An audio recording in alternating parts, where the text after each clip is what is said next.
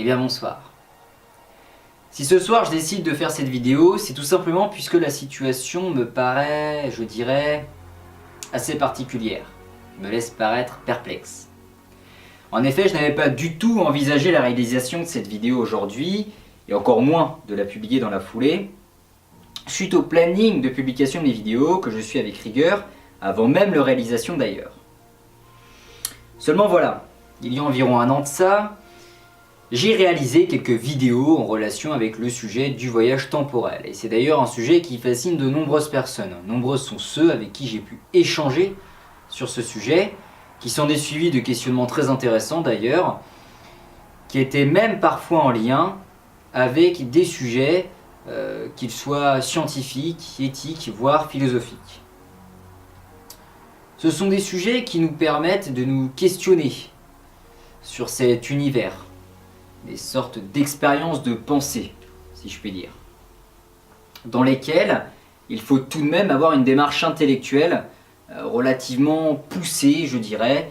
En d'autres termes, il faut faire en sorte de voir plus large que la problématique en question, afin de réfléchir de manière efficace sur le sujet. Alors pourquoi je décide de réaliser cette vidéo aujourd'hui, plutôt que de répondre aux commentaires d'un connaisseur en la matière? Tout simplement puisque le commentaire qu'il a publié sous la vidéo, qui a pour titre « Elle a tué son grand-père », que j'avais réalisé le 28 janvier 2018, si je me souviens bien, m'a captivé. Et c'est un sujet qui est très intéressant selon moi, très captivant. Mais seulement jusqu'à une certaine limite, puisqu'au-delà de cette dernière, le sujet peut vite devenir angoissant pour certaines personnes, et croyez-moi, j'en fais partie. Mais bon, me passionnant pour le domaine scientifique ainsi que philosophique, je me dois tout de même de faire l'effort d'étudier ce sujet. Bien que ce que je vais vous évoquer aujourd'hui se résume uniquement aux théories qui sont basées selon l'état actuel de nos connaissances, et où nous ne pouvons avoir la certitude de leur fiabilité, bien sûr. Et il me paraît donc important d'échanger avec lui sur ce sujet, puis de vous en faire profiter et participer par la même occasion pour les plus connaisseurs d'entre vous. Et bien que ce ne soit pas mon domaine d'exploitation de base, nombreux sont ceux qui sont bien plus connaisseurs que moi sur ce sujet, mais il n'empêche que l'évolution nous permet de remettre en cause certaines pensées, de bousculer certaines cognitions, afin de nous guider vers le questionnement, et c'est aussi l'un des objectifs que mes vidéos ont pour but. Donc bien entendu, si je néglige l'existence des multivers, puis si nous considérons, comme notre ami nous l'a si bien expliqué, qu'il n'existe qu'une seule ligne temporelle,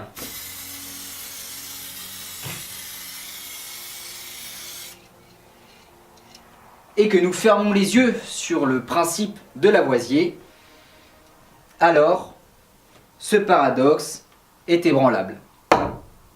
Si nous basons notre réflexion sur l'existence des versions, mais en aucun cas sur l'existence du monde parallèle, bien entendu. Puisque comme il nous l'a évoqué, la version associée à la personne qui n'existe pas n'est pas forcément liée à la version de la personne étant définie comme le voyageur. Bien entendu, la version du voyageur, entre guillemets assassin, sera strictement remplacée par la version de la personne qui n'existe pas. On est d'accord là-dessus. Cependant, ça n'interdit pas d'exister, puisque même s'il efface tous les éléments étant nécessaires à son existence, il existe quand même au moment où il va engendrer sa soi-disant destruction. Bien entendu, d'autres paradoxes, beaucoup plus difficiles à démanteler, existent.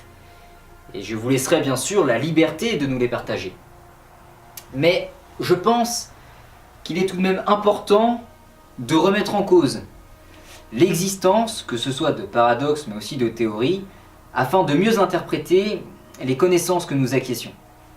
Et pour finir, je tiens à remercier notre ami pour son commentaire qui nous a permis d'avancer sur ce sujet et qui nous permet aussi de conserver ces multiples questionnements sur ces thèmes que je définirais comme étant assez mystérieux.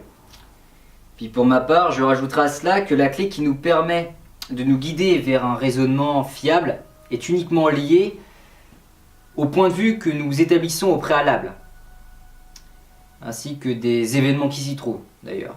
Notamment en référence, bien entendu, à l'inexistence du principe de Lavoisier, ainsi qu'à la prise en compte des versions temporelles, en quelque sorte, que nous avions utilisées pour le raisonnement d'aujourd'hui, auquel nous aurions pu débattre si nous avions négligé ces paramètres.